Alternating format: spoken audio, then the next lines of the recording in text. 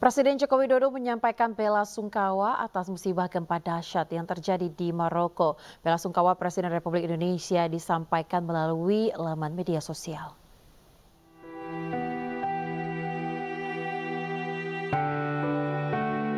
Unggahan bela sungkawa disampaikan Presiden Joko Widodo di laman media sosial pada Sabtu 9 September 2023. Tidak hanya ucapan bela sungkawa pribadi, Presiden Republik Indonesia Joko Widodo juga mewakili masyarakat Indonesia menyampaikan doa untuk seluruh korban jiwa, korban luka, serta seluruh keluarganya.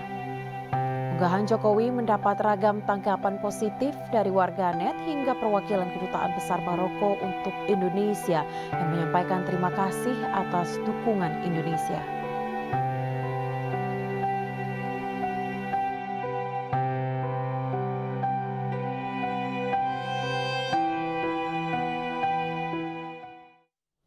Dan pemirsa, kini kami telah terhubung dengan Kepala Penerangan Sosial Budaya KBRI Rabat di Maroko, Bapak Sutar Windargo.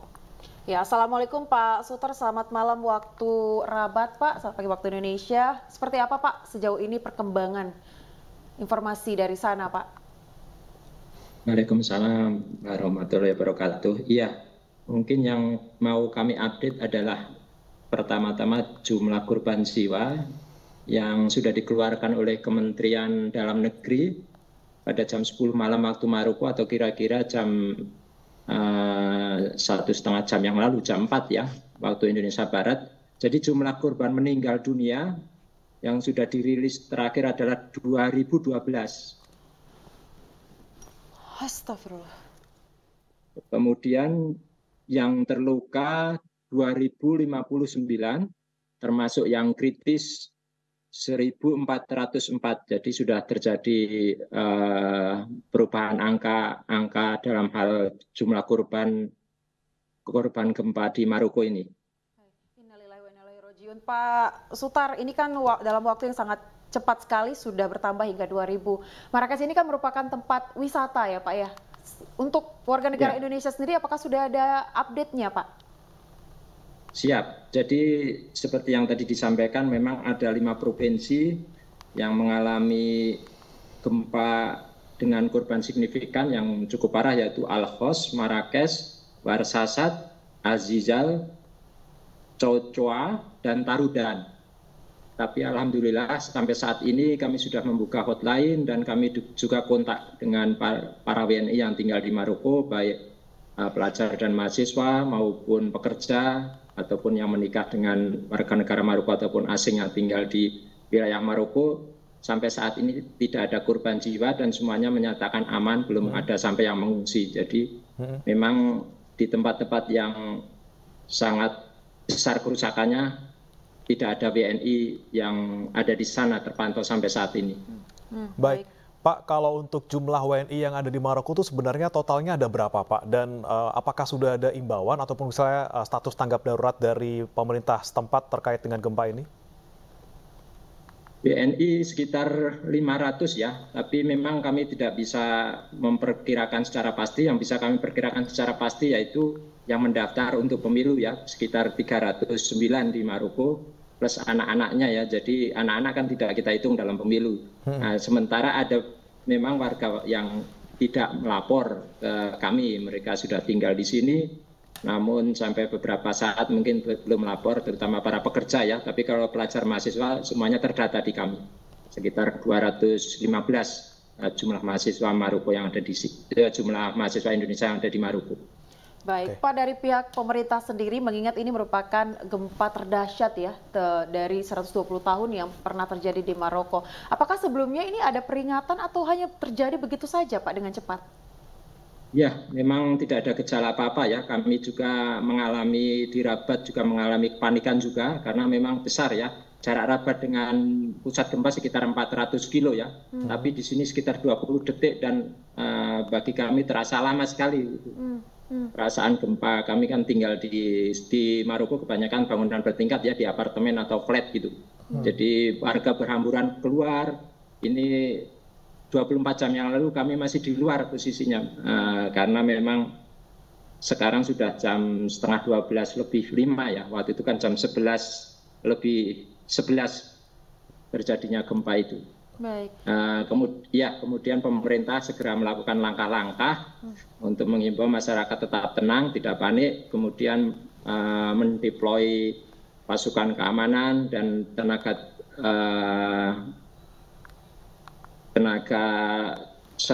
SAR ya, untuk segera menuju ke tempat gempa, terutama pusat-pusat gempa yang memang berada di kaki-kaki pegunungan Atlas ataupun di lereng pegunungan Atlas. Baik, terima kasih Pak Sutar Widakdo atas informasinya langsung dari Rabat, Maroko. Semoga semuanya bisa terkendali dan juga kita berdoa semoga warga negara Indonesia dan juga warga di sana dalam keadaan yang selalu dilindungi oleh Tuhan. Terima kasih. Pemirsa, 2 pucuk senjata api laras panjang jenis M16 belum lama ini ditemukan di Kabupaten Pidi.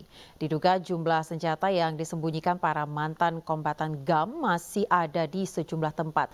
Namun pengamat intelijen Al-Qaidar ini menilai temuan ini bukan berarti pelanggaran terhadap perjanjian damai Helsinki.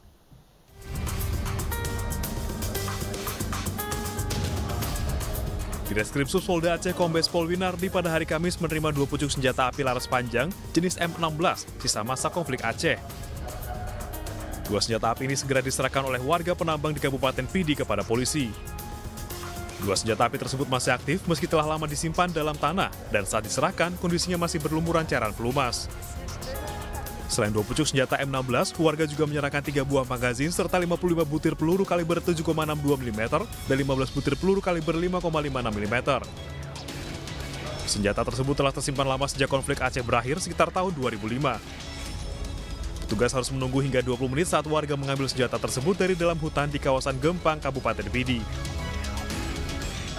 Polda Aceh sangat mengapresiasi masyarakat, tokoh masyarakat Pidi yang sudah mau menyerahkan senjata secara sukarela dan mereka sangat mendukung ya Polda Aceh untuk menjaga keamanan dan ketertiban terutama dalam rangka persiapan pemilu 2024. Sementara pengamat intelijen dan keamanan dari Universitas Malikus Saleh Aceh Al-Qaidar meyakini senjata-senjata api tersebut adalah milik para militer GAM dan tersebar di beberapa wilayah, tidak terbatas di Kabupaten Pidi. Dan banyak di antara yang pemilik senjata tersebut sudah tewas, sudah meninggal, sudah syahid, dan banyak di antara mereka pada akhirnya tidak tahu lagi di mana persenjataan yang disembunyikan tersebut. Jadi itu bukan upaya untuk melawan perjanjian damai yang sudah ditandatangani di Helsinki tahun 2005. Karena bagaimanapun pada waktu itu banyak orang yang memiliki senjata dan kemudian setuju dengan perjanjian Helsinki. Namun ketika mereka mencari kembali untuk dimusnahkan atau dipotong senjata tersebut sudah tidak lagi diketahui di mana persenjataan itu disembunyikan karena ketika mereka menanamnya dulu di daerah-daerah tertentu di hutan ataupun di daerah-daerah perkotaan itu sangat rahasia dan ketika itu ditemukan sekarang ini mungkin pemiliknya sudah meninggal atau sudah syahid. Al-Qaidar menambahkan, Kabupaten Pidi adalah daerah basis pertahanan GAM yang sangat kuat perlawanannya dengan TNI hingga 2005. Meski demikian, para kombatan GAM tidak hanya berasal dari Pidi seperti Hasan Tiro, tapi juga dari wilayah lain seperti Aceh Utara dan Aceh Timur. Al-Qaidar meyakini senjata-senjata api tersebut juga disembunyikan para eks-kombatan di daerah-daerah tersebut. Sedangkan wilayah basis lain adalah Aceh Barat dan Aceh Selatan. Namun skala aktivitas para militer GAM di kedua wilayah tersebut relatif lebih kecil dibandingkan Pidi dan Aceh Utara. Dari Banda Aceh dan Jakarta, tim iNews melaporkan. Pertemuan puncak G20 di New Delhi, India ikut membahas isu perubahan iklim. Presiden Jokowi memaparkan upaya mengatasi peningkatan suhu bumi.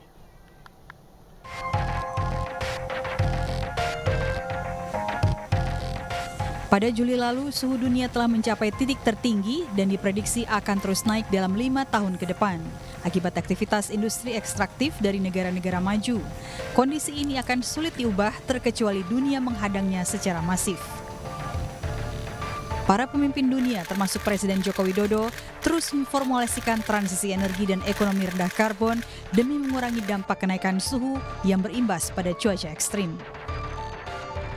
Percepatan transisi ekonomi rendah karbon menjadi salah satu upaya yang dapat dilakukan, namun pelaksanaan penurunan emisi masih sangat terbatas. Presiden mencatat negara-negara berkembang membutuhkan bantuan dalam bidang teknologi dan investasi hijau untuk mempercepat penurunan emisi di dunia. Pendanaan dalam percepatan penurunan emisi juga dinilai penting. Kerjasama antara pemerintah dan sektor swasta harus dilanjutkan. G20 Bali Global Blended Finance Alliance, sebuah skema Just Energy Transition Partnership atau JETP, harus diperluas dan diperbesar. Presiden menyebutkan dibutuhkan standar global seperti pengelompokan kegiatan ekonomi dan bisnis untuk mencegah praktek greenwashing. Kehadiran Jokowi di KTT G20 di New Delhi, India ikut didampingi Menko Perekonomian Airlangga Hartarto, Menko Marinvest Luhut Binsar Panjaitan, Menteri Luar Negeri Retno Marsudi, dan Menteri Keuangan Sri Mulyani.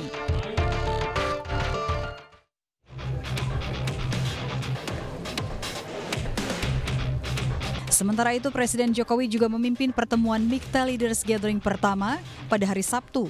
Presiden menekankan tantangan global yang kian rumit hingga membutuhkan kolaborasi antar negara.